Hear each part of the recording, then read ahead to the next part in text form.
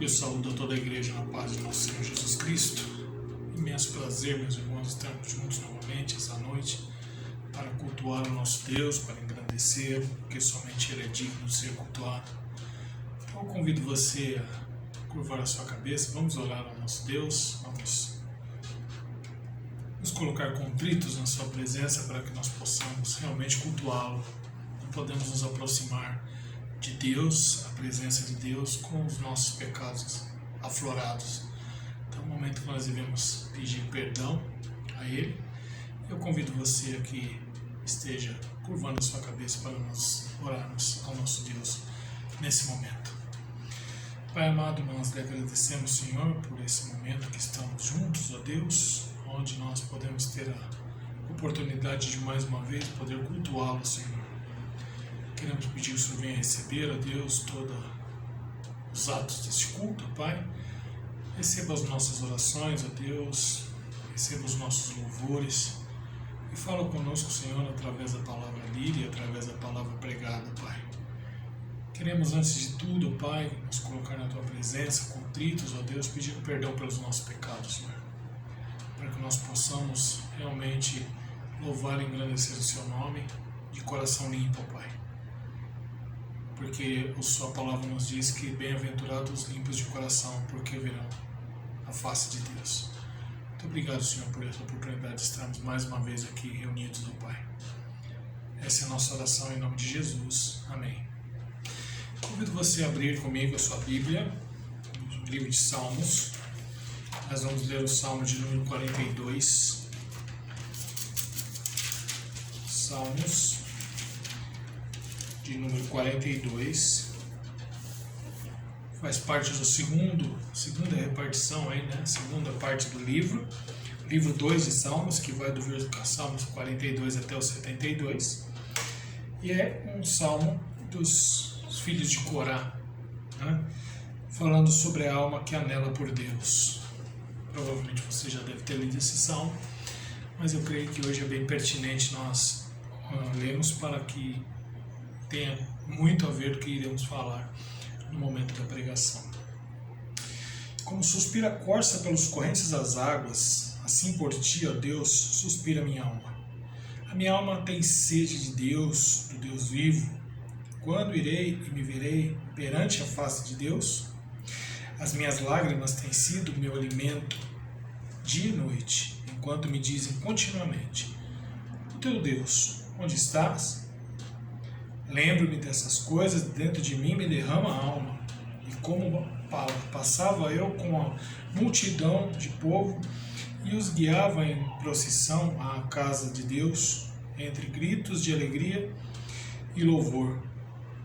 Multidão em festa, porque estás abatido, a minha alma? Por que te perturbas dentro de mim? Espera em Deus, pois ainda o louvarei. A Ele, meu auxílio e Deus meu. Sinto abatido dentro de mim a minha alma. Lembro, portanto, de ti nas terras do Jordão, e no Monte Hermon, e no outeiro de Mizar. Um abismo chama outro abismo, ao fragor das suas catadupas. Todas as suas ondas e vagas passarão sobre mim. Contudo, o Senhor, durante o dia, me concede a sua misericórdia, e à noite comigo está o seu cântico, uma oração ao Deus da minha vida. Digo a Deus, minha rocha, por que te olvidastes de mim?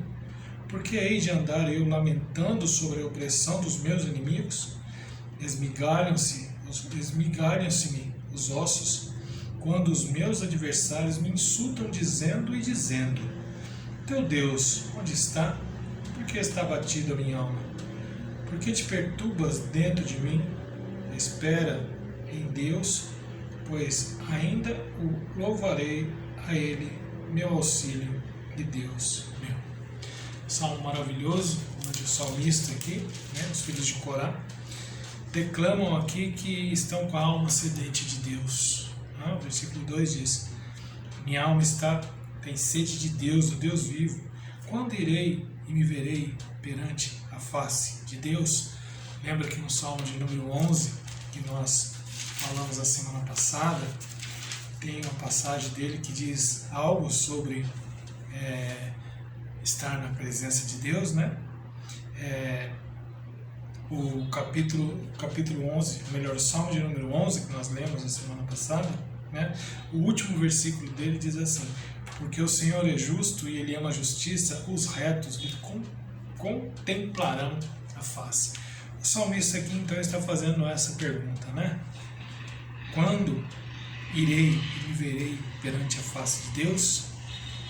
E ele também diz no versículo de número 3: as minhas lágrimas têm sido meu alimento dia e noite, enquanto me dizem continuamente: o teu Deus, onde está?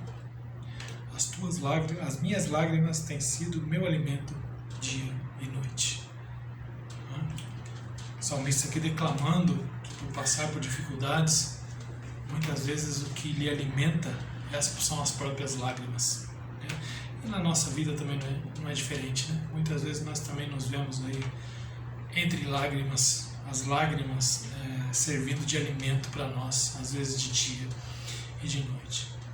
Então, como nós sempre fazemos, meus irmãos, depois de nós lermos o texto da nossa liturgia, nós vamos louvar ao nosso Deus, porque Ele é o único que deve ser louvado, porque o nosso coração se alegra em louvar ao nosso Deus. Então eu convido você para que, juntamente com o Gedales, que irá cantar aí provavelmente 2 cânticos, que você esteja louvando esse Deus, mas de todo o seu coração.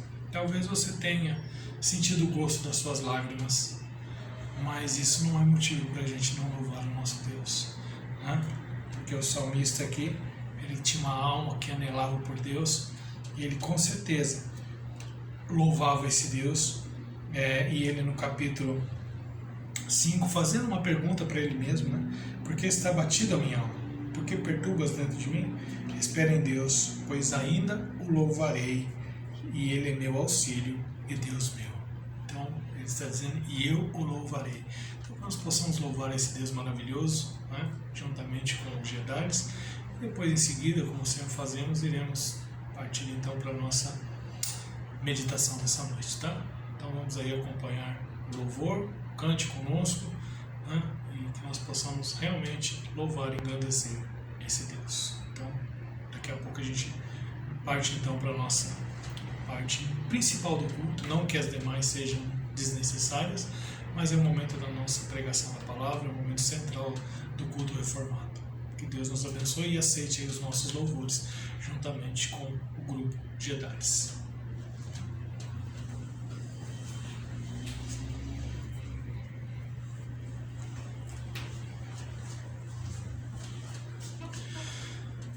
Estamos de volta, meus irmãos. Agora já temos louvado o nosso Deus com o grupo Gedales, esses hinos maravilhosos que cantamos, que muito edifica a nossa alma, né? Eu gostaria que você mais uma vez abrisse comigo a sua Bíblia no livro de Salmos. Inclusive hoje a gente vai navegar mais uma vez em cima de alguns salmos, tá? Eu tenho pregado muito em cima de salmos porque eu acho que o momento em que estamos vivendo é um momento muito pertinente para nós ouvirmos os salmos, né? Meditarmos nele, né? E hoje nós vamos meditar em cima do Salmo de número 56, nós vamos lê-lo, tá? Depois nós então iremos meditar no que a palavra de Deus tem preparado para nós nessa noite. E o texto que iremos ler, só contextualizando o texto que iremos ler, tá? O Salmo de número 56, esse é um salmo que foi escrito por Davi quando ele estava fugindo de Saul, seu sogro, né? No momento em que ele estava ali sendo perseguido de morte por Saul. Então ele foge, e por incrível que pareça, meus irmãos, se vocês quiserem ver lá o contexto como um todo, né, desse salmo, vai lá para a primeira carta, livro de Samuel, e procure lá esse texto. Você vai ver que é um momento em que Davi ele se faz até de louco, porque quando ele foge de Saul, ele foge para um lugar que talvez ele tenha saído do fogo, da frigideira para o lado do fogo, porque ele vai para a terra de Gate, né?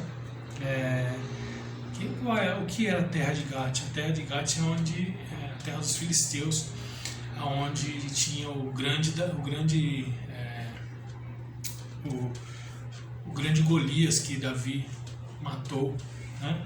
Veja que ele foge das garras de Saul, seu sogro, causa de inveja, muitas coisas que aconteceram, e ele vai então para a cidade aonde ele havia matado o principal herói da cidade, que era Golias. Então, quando ele se viu nesse lugar, ele se fez de louco. O texto lá vai dizer que ele se fez de louco. Dê uma lida lá depois, em 1 Samuel. Você vai ver que Deus o livra nesse momento. Então, ele escreve exatamente esse salmo depois que ele passa, então, por esse momento de muita dificuldade, né? Um momento muito difícil para Davi, e ele então escreve esse salmo maravilhoso. O próprio texto aí, se você tem a sua Bíblia revista e corrigida, revista e atualizada, melhor dizendo, você vai ver que tem um texto em negrito, que é conforto na perseguição.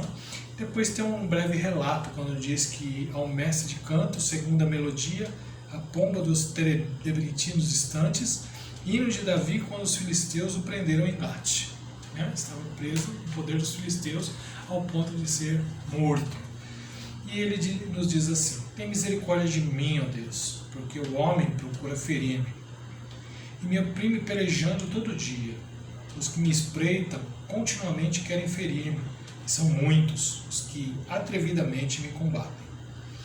E me vindo o temor, hei de confiar em ti. Em Deus, cuja palavra eu exalto, neste Deus ponho a minha confiança e nada temerei. Que me pode fazer um mortal? Todo dia torcem as minhas palavras, os meus pensamentos são todos contra mim, para o mal. Ajuntam-se, escondem-se, espionam os meus passos, aguardando a hora de me darem o cabo da vida. Dá-lhes a retribuição segundo a sua iniquidade. Derriba os povos, ó Deus, na tua ira. Contastes os meus passos quando sofri perseguições. Recolhestes as minhas lágrimas no teu odre. Não estão elas escritas no teu livro? No dia em que eu invocar, baterão em retirada os meus inimigos. Bem sei isto, que Deus é por mim. Em Deus, cuja palavra eu louvo, no Senhor, cuja palavra eu louvo, neste Deus ponho a minha confiança e nada temerei. Que me podes fazer o homem? Os votos que fiz eu manterei, ó Deus. Render-te-ei ações de graça, pois da morte me livraste a alma. Sim, livraste da queda os meus pés, para que eu ande na presença de Deus, na luz da vida. Vamos orar mais uma vez, meus irmãos? Grandioso Deus, grandioso Pai, muito obrigado, Senhor, por esse momento de culto. Muito obrigado por tudo que até aqui já aconteceu, ó Deus. Muito obrigado, Senhor, porque nós tivemos a oportunidade de ler a Tua Palavra, tivemos a oportunidade de colocar as nossas orações no Teu altar, ó Deus. Também tivemos a oportunidade, Deus, de louvar o Teu santo nome através dos hinos e cânticos, ó Pai. Agora nós queremos ouvir a Tua Palavra, Senhor. Então nós queremos pedir a Deus que o Senhor esteja orientando o pregador, colocando as suas palavras na boca dele, e que não fale a respeito dele mesmo, mas a respeito daquilo que o Senhor tem preparado para nós nessa noite, Senhor. Nós estamos sedentos da Tua Palavra e queremos ser alimentados por ela, Deus. Essa é a nossa oração, em nome de Jesus. Amém. Meus irmãos, como eu disse, né, antes de lermos o texto, o salmo escrito que nós lemos agora é quando Davi fugia de Saul, seu sogro, e foi parar em Gate, né, a terra onde Golias, o grande inimigo, né, de Israel, foi morto pelo próprio Davi, como os irmãos bem conhecem a história, né? E nessa exata cidade é onde Davi se fez de louco aí, né? E depois de ter passado por essa situação e Deus o ter livrado, Davi escreve como uma declaração de fidelidade, né, a Deus por sua libertação, esse salmo que nós lemos aí, que tem exatamente 13 versículos, né? Mas neste salmo nós vemos que Davi passou por algumas etapas, né? Nós podemos identificar algumas etapas que Davi passou por aqui. Se você me acompanhar aí, a gente vai ver que Davi passou por muita opressão, né? Homens mandados por Saul e também os próprios filisteus, que queriam vingar ali morte de Golias, né? A gente vê isso muito claro no versículo 1 e 2, né? Quando Davi fala: tem misericórdia de mim, ó Deus, porque o homem procura ferir-me e me oprime, pelejando todo dia. O que me espreitam continuamente querem ferir-me, e são muitos os que atrevidamente me combatem. Então a gente vê que Davi passou por uma opressão muito grande, né? Uma opressão contínua. Todos os dias da vida dele estava sendo oprimido. Mas nós vemos também que, apesar da opressão, Davi teve uma confiança muito grande em Deus, né? Quando nós vamos lá para o versículo 3, 4 e 11, no 3 ele diz: e me vindo o temor, hei de confiar em ti. O 4 ele diz: em Deus cuja palavra eu exalto, nesse Deus ponho a minha confiança, e nada temerei, que me pode fazer um mortal. E o versículo de número 11 ele vai dizer: nesse Deus ponho a minha confiança, nada temerei, que me pode fazer o homem? Repetindo mais ou menos o que ele falou no versículo 4, né?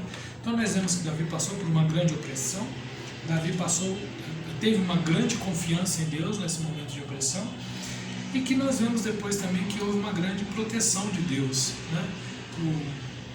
O servo que estava sendo oprimido foi o servo que confiou, e agora então é o servo que teve a sua proteção. A parte B do versículo 4 que nós lemos, e a parte B do versículo 11 mostra isso, né? Quando ele diz, parte B do versículo 4, quem pode fazer um mortal? E no versículo 11, a parte B, quem me pode fazer o homem? Davi mostrando aqui que ele tinha toda a confiança de que Deus haveria de livrá-lo, né? Nesse momento, e que realmente o fez, né? Então, quando nós olhamos, nós vemos essas três etapas que Davi passou por dentro desse salmo, mas nós também vemos três pessoas nessas etapas, né? Nos fica bem claro, três pessoas nessa etapa. O perverso é aquele que oprime, né? Quando ele passa por uma opressão. O servo é aquele que confia, o próprio Davi, né? Confiando em Deus. E o Senhor que protege. Então nós vemos três etapas e três personagens aí nesse salmo, né? Aquele que oprime, aquele que confia e aquele que protege. Mas eu gostaria de trabalhar com vocês, meus irmãos, apenas um versículo desse salmo. Nós lemos o salmo todo para nós termos uma ideia do que ele trata, porém eu gostaria de enfatizar apenas um versículo e dividir esses versículos em três partes, tá? É o versículo de número 8, que ele diz assim: contaste os meus passos quando sofri perseguições, recolhestes as minhas lágrimas no teu odre, não está elas escritas no teu livro? Né? Contastes os meus passos quando sofri perseguições, recolheste as minhas lágrimas no teu odre, não está elas escritas no teu livro? Então eu gostaria que nós pensássemos nessas três situações, né? E pensando nisso, eu gostaria que nós pensássemos no seguinte tema: como Deus trata de forma muito especial aqueles que são escolhidos por Ele. Como Deus trata de forma muito especial aqueles que são escolhidos por Ele. Lembrando aqui um pouquinho, talvez chovendo molhado com vocês, né? Eu creio que são pessoas entendidas da palavra.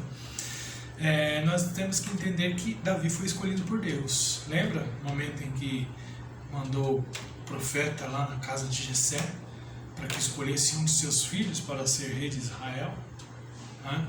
E passaram vários dos filhos lá, alguns com porte físico que chamava atenção, mas Deus sempre falando ao profeta: não olhe com seus olhos, eu olho de forma diferente. E sabemos que o escolhido foi Davi. Então, por isso que o tema que eu estou dizendo hoje para vocês, que eu gostaria que nós deixássemos bem claro aqui, é como Deus trata de forma muito especial os escolhidos. Os irmãos me conhecem já de algum tempo, né, de estarmos juntos, e sabem que eu enfatizo muito a questão de Deus ser um Deus que se relaciona conosco. Porque Deus, na realidade, ele se relaciona com a sua criação, com tudo, com a natureza, com os animais, e especialmente com o homem, que nós sempre enfatizamos que o homem é o ápice da criação, né? Então, Deus se enfatiza, Deus se relaciona com a sua criação, especialmente com o homem.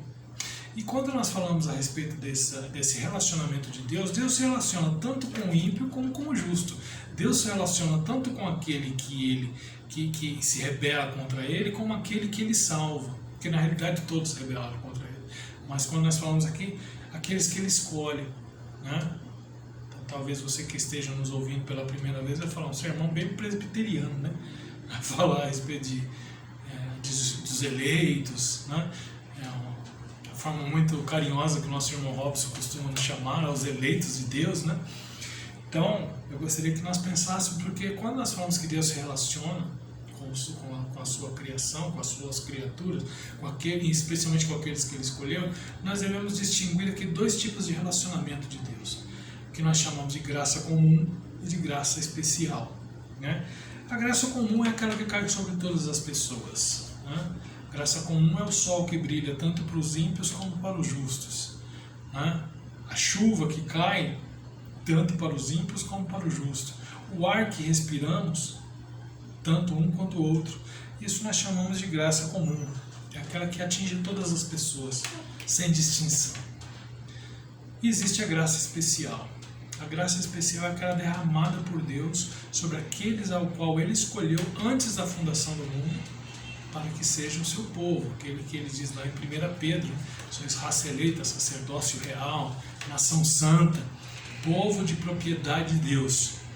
Então, se você não crer nessa questão da eleição, não é nesse sermão que nós vamos falar sobre isso, mas ele tem muito a ver com isso, porque nós estamos aqui enfatizando exatamente isso, os dois tipos de graça, a graça comum de Deus e a graça especial, né? Então, isso mostra que é um Deus que se relaciona. Deus não simplesmente criou todas as coisas e largou o seu bel prazer, né?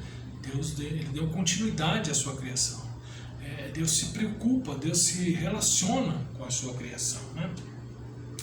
Então, quando nós olhamos para o texto aqui, nesse versículo de número 8, como eu disse, eu queria dividir em 3 partes para você, e talvez como eu li o texto, você deve ter percebido quais são as partes que eu vou tratar nesse texto. A primeira delas, a parte A do versículo, ele vai dizer assim: contastes os meus passos quando sofri perseguições. Contastes os meus passos quando quando sofri perseguições, né? Geralmente, nós achamos que no momento em que nós estamos em luta, nós estamos só. E eu disse para você que a gente ia navegar um pouquinho dentro do livro de Salmos hoje, né? Então eu gostaria que você abrisse comigo o Salmo 23, talvez você já saiba de cor e quiser lembrar, trazer na sua mente, não precisa nem abrir a Bíblia, mas às vezes nós pensamos que nós estamos só no momento de tribulação, no momento que estamos passando por dificuldade, as coisas não estão tão bem assim, talvez seja um momento que Davi estava passando ali, por exemplo, no Salmo de número 56, que é esse que nós estamos trabalhando, quando ele estava sendo perseguido tanto pelo seu sogro como pelos inimigos, que eram os filisteus. Então, às vezes nós podemos pensar que nós achamos que no meio das lutas nós estamos só, mas veja o que diz o Salmo de número 23, verso 4. Ainda que eu ande pelo vale da sombra da morte, não temerei mal nenhum, porque tu estás comigo. O próprio salmista aqui, Davi ainda, apesar de que Davi não foi Davi que escreveu todos os salmos, o próprio Salmo 42 que lemos não foi ele que escreveu, mas aqui o Salmo 56 e o Salmo 23 foi ele que escreveu. E veja que ele diz: ainda que eu ande pelo vale da sombra da morte, nada temerei, porque tu estás comigo. Na realidade, quando nós falamos isso, nós podemos entender que quando o salmista diz aqui: contastes os meus passos, é porque Deus ele vai aprontando o terreno ao qual nós vamos pisar. É Deus quem coloca o lugar onde nós vamos colocar os nossos pés. Às vezes as coisas estão terríveis, as coisas estão difíceis, a gente não consegue enxergar, como diz meu grande amigo, reverendo Cícero, ele diz: a gente não consegue enxergar um túnel no fim da luz, quanto mais uma luz no fim do túnel. E aí nós podemos entender que é Deus quem apronta, né, o terreno onde iremos colocar os pés. Vamos navegar mais um pouquinho no Salmo? Salmo 37. Salmo de número 37, versículos 23 e 24.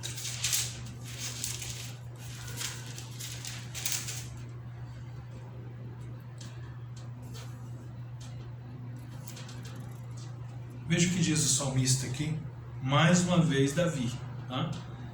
Quando ele fala sobre a temporária a felicidade dos perversos. Ele diz assim, versículo de número 23, o Senhor firma os passos do homem bom, e no seu caminho se compraz.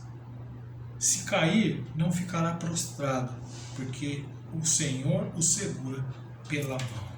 Né?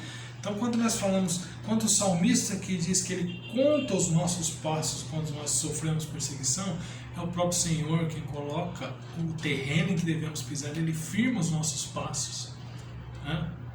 Quando as coisas estão ruins, né? Como diz aí no Salmo 37, né? Deus está presente em todos os lugares onde nós passamos, meus irmãos. Não existe um centímetro quadrado onde nós colocamos os nossos pés que Deus não está presente ali. Isso você pode ter certeza. No momento da sua tribulação, na hora que você está andando, Deus está ali, calçando os seus pés. Deus está ali, colocando a pedra onde você precisa pisar. Quando o caminho está cheio de cascalho, é Ele quem firma os nossos passos. Quando é aquele terreno que você mal pode pisar, Ele dá um jeito, né, para que você possa firmar o seu pé. Quando não conseguimos ver os passos de Deus no momento em que passamos por dificuldades, é o momento em que Deus nos carrega no colo. A famosa música Passos na Areia, né? Acho que os irmãos já ouviram. Acho muito bonita a letra daquela música, né?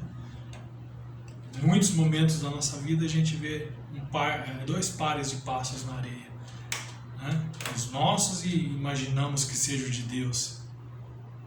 Ao andar por uma caminhada à beira de uma praia, né? Essa é a ideia da música. Quando estamos passando por dificuldades, às vezes olhamos e vemos ali muitos momentos dois pares de passos. Porém, quando nós estamos naquele momento mais difícil, talvez quando a maré começa a subir, quando vem uma tempestade no mar, a gente começa a olhar e só vê um par de passos e fala, cadê Deus? Me abandonou. Mas é o momento que Ele nos carrega no colo. Eu gosto muito da letra dessa música, né? Quando não conseguimos ver os passos de Deus ao lado do nosso, é quando Ele nos carrega no colo. Para os seus chamados, Deus tem um relacionamento muito especial. Nós não podemos dizer que Deus, em momento nenhum, irá nos deixar sós. O texto que nós lemos lá, né? Vamos voltar para o texto principal aí da nossa meditação. Contastes os meus passos quando sofri perseguições.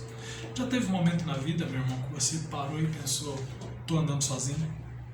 Ou estou andando uma trilha que não tem para onde ir?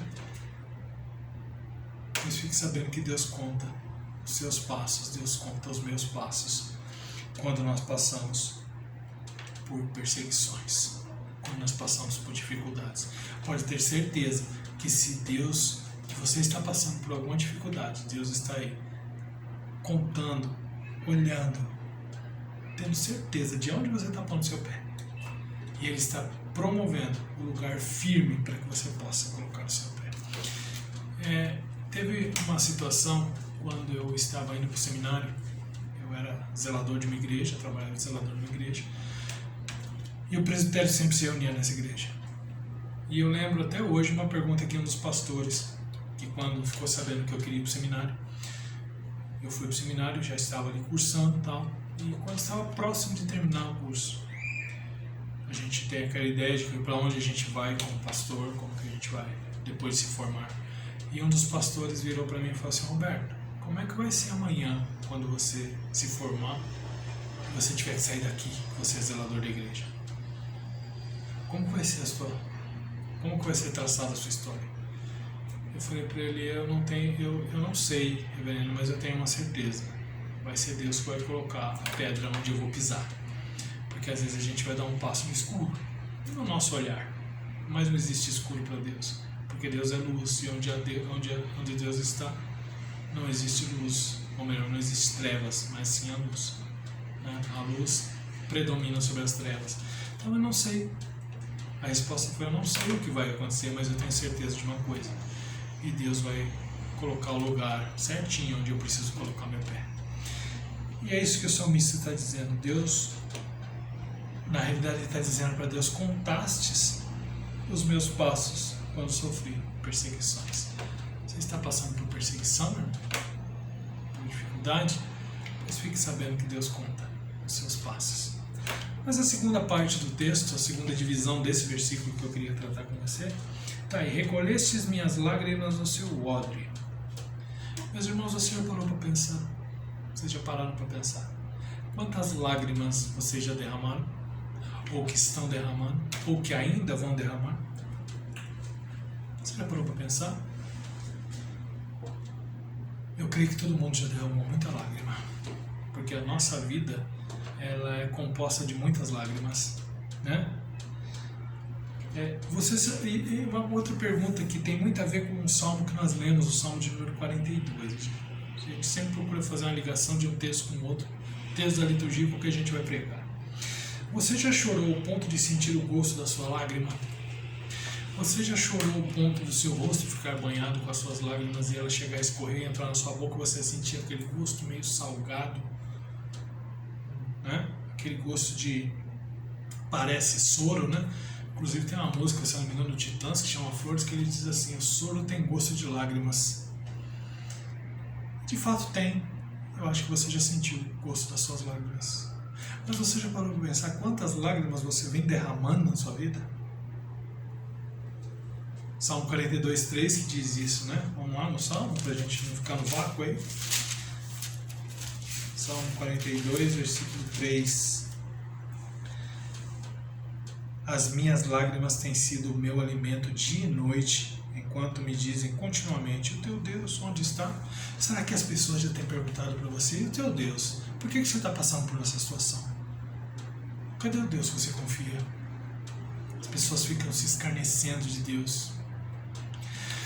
Talvez por isso o salmista Asaf, quando escreve o Salmo de número 73, acho que é 73, ele diz assim: quanto a mim, meus pés quase se resvalaram, fazendo uma comparação ao que o ímpio tinha, tudo que o ímpio vivia e o que ele estava vivendo como crente, ao ponto de chegar no Salmo e dizer assim: será que vale a pena eu guardar a minha pureza? Né? Mas depois ele também vai dizer: quando eu passei em frente ao teu altar, eu vi o quanto eu era embrutecido por pensar dessa forma. Mas lá a gente vê uma situação muito interessante. Talvez o salmista estivesse passando por muitas lágrimas ali, e ele quase resvalou os pés. Mas quem foi que firmou os pés dele? O próprio Deus, como nós vimos na primeira parte, né? É ele quem coloca os nossos pés, que firma os nossos pés, né? E agora ele está dizendo que o Senhor recolhe todas as suas lágrimas no seu odre. Então o salmista diz aí no 42, né? As minhas lágrimas têm sido meu alimento dia e noite, enquanto me dizem continuamente: o teu Deus, onde está? Mas o próprio Jesus, ele tem algo que ele fala a respeito de choro. Né? Vamos lá para Mateus capítulo 5, as bem-aventuranças, talvez você saiba de cor aí também, mas vamos lá. Mateus capítulo 5, verso de número 4. Bem-aventurados que choram, porque serão consolados. E o salmista, ele é muito enfático, ele trata de uma coisa que às vezes a gente não para pensar, quando ele diz que recolheste as minhas lágrimas no teu odre. O salmista afirma aqui que Deus não perdeu uma lágrima sequer, minha e sua. Por mais que tenha sido poucas lágrimas, ou que tenha sido um turbilhão de lágrimas, ao ponto de ela escorrer pelo seu rosto e você sentir o gosto da sua lágrima, o gosto salgado, como se fosse soro. Né? E acho que tem até uma certa lógica, porque que a lágrima é salgada como soro. O soro vem no momento que a gente está se desidratando, né? A ideia é fazer aquele soro caseiro com açúcar e sal, aquela composição, para que você seja reidratado. E o que o salmista no 42 está dizendo é que as lágrimas serviam como alimento. Né? Veja como a palavra de Deus é interessante, né? O Salmo afirma que Deus não perdeu nenhuma de suas lágrimas. As lágrimas que você derramou, talvez por causa dos seus filhos, porque talvez estejam afastados da igreja, ou por uma situação diferente, talvez tenha saído de casa. As lágrimas que você derramou, talvez por uma perseguição, que era o caso de Davi. As lágrimas que de repente você derramou por causa de uma traição. As lágrimas que você derramou por causa de uma enfermidade. As lágrimas que você derramou por causa da ansiedade. As lágrimas que você derrama pelos seus pecados. A palavra de Deus está dizendo aqui que Deus recolhe todas as nossas lágrimas no seu odre. E o que viria a ser recolher as lágrimas nos odres de Deus? O que seriam esses odres de Deus? Os odres de Deus é a sua infinita memória. Deus sabe de todas as dificuldades que nós passamos, de cada lágrima que foi derramada. E Ele guarda uma por uma dentro do seu odre. Deus guarda isso na sua infinita memória. A única coisa que Deus não guarda de nós na sua memória, e você vai confirmar comigo aqui em mais um salmo, são os nossos pecados. E é interessante que tem gente que pede perdão pelos pecados e continua sofrendo por causa deles. Continua, como eu costumo dizer, pessoas que vivem numa gaiola, presos dentro de uma gaiola com a porta aberta. Porque veja o que diz o Salmo de número 103. Como é bom, né, a gente navegando os Salmos aí, compartilhando e confirmando o que a palavra de Deus nos diz, né? Salmo de número 103, versículo 12. Quanto dista o Oriente do Ocidente, assim afasta de nós as nossas transgressões. Os nossos pecados, as nossas transgressões confessadas a Deus, Deus não guarda mais na sua memória. É como se Ele passasse uma borracha, que não existe mais para Ele. Porém, as nossas lágrimas, Ele guarda uma a uma. E talvez Ele coloque um nome em cada uma delas. Isso aqui o Roberto chorou por causa disso. Essa o Roberto chorou por causa disso. Essa o Roberto chorou por causa disso. E essa aqui o Roberto vai chorar ainda por causa disso. Né? Ele coloca todas as lágrimas no seu odre. Ele coleciona nossas lágrimas, né? Pois se compadece de nós. Ele coleciona as nossas lágrimas porque ela conta a história da nossa santificação. A lágrima tem um sentido muito interessante. O choro tem um sentido muito pertinente na Bíblia, muito importante na Bíblia, né? Como nós já dizemos aqui, Mateus 5,4 vai dizer sobre, né, o bem-aventurados que choram, porque serão consolados. Né? Se não tiver choro, não tem consolo. É aquele velho ditado que se não tiver luta, não tem vitória. Né? O choro tem um sentido muito especial para Deus. Um dos maiores versículos da Bíblia, né, fazendo aqui uma brincadeira, um dos maiores versículos, só que não da Bíblia, está lá em João capítulo 11, versículo 35. Você arriscaria dizer ele para mim de cor? Por muito tempo alguém disse que era o versículo mais curto da Bíblia, mas não é. Né? Lá diz assim: Jesus chorou. Não é o versículo mais curto da Bíblia, porque disse Jó também é um versículo. Se você contar as letras, disse Jó é menor do que Jesus chorou. Né? Mas o choro é tão importante na Bíblia que o próprio Jesus chorou. Né? Então Deus conta e guarda as nossas lágrimas porque elas contam a história da nossa santificação. E da mesma forma, Deus contou e guardou as lágrimas de Jesus porque elas contam a história da nossa salvação. Não foi o único momento que Jesus chorou. Teve um momento que ele chorou também em Jerusalém, teve um momento também que ele chorou quando estava para ser crucificado. Né? Mas o momento que ele chorou ali, no caso da morte de Lázaro, Jesus chorou mostrando a sua humanidade, porque ele viu o que o pecado faz com a vida do homem. Talvez aquele choro de Jesus tenha sido um pranto, né? Eu já ouvi alguns pregadores dizendo que talvez aquele choro de Jesus é como se fosse um uivo de um lobo no meio da floresta, porque viu o que o pecado é capaz de fazer com a gente, o que o pecado é capaz de fazer com a humanidade. Mas Jesus chorou. Todas as vezes que Jesus chorou, Deus guardou suas lágrimas, porque elas contam a história da nossa salvação. Veja que interessante, meus irmãos. Existe um ditado que diz que o homem não chora. É o ditado mais besta que eu já vi na face da terra. E os machos dizem, não, o homem não chora. Se o homem não chora, porque é que Jesus chorou. Como eu disse, Deus tem um relacionamento com seus eleitos, com seus escolhidos. E Ele coleciona suas lágrimas, não descarta e no momento certo os consola. Porque o nosso choro para Deus é algo muito importante. Porque mostra nossas angústias, mostra as nossas dificuldades.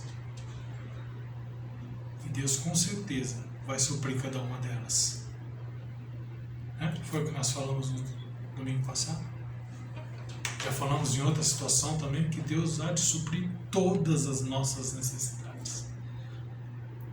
Existe um outro texto na Bíblia que diz que o choro pode durar a noite, mas a alegria vem pela manhã.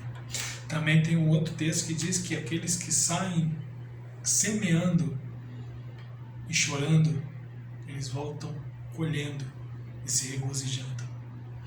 Então, meu irmão, se você tem chorado, talvez você tenha tido momentos atuais em que você tem chorado, derramado as suas lágrimas, sentido o gosto das suas lágrimas, talvez ela tenha sido o seu alimento.